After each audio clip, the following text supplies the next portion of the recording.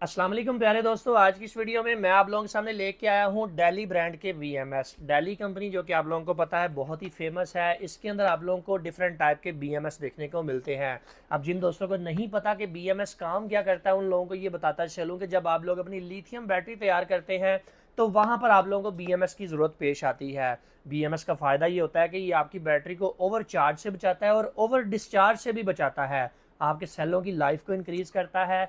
आपके सेलों को over charge होने से बचाएगा, डेफिनेटली इसकी लाइफ इंक्रीज हो जाएगी। इसमें 3 तरह के BMS आते हैं। सबसे पहले 4S, जिसे हम 12 वोल्ट बैटरी के लिए इस्तेमाल करते हैं। 12 वोल्ट की बैटरी बनानी हो, 4 सेल लगाएं, ये 4S वाला BMS लगा दें, आपकी 12 वोल्ट की बैटरी तैयार हो जाएगी।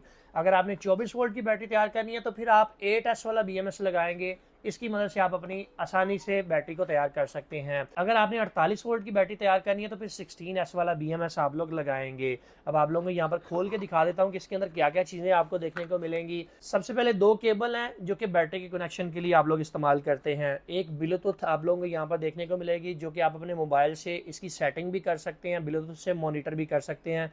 कुछ एक्स्ट्रा केबल हैं जिनकी मदद से आप लोग अपने सेलों को जोड़ेंगे।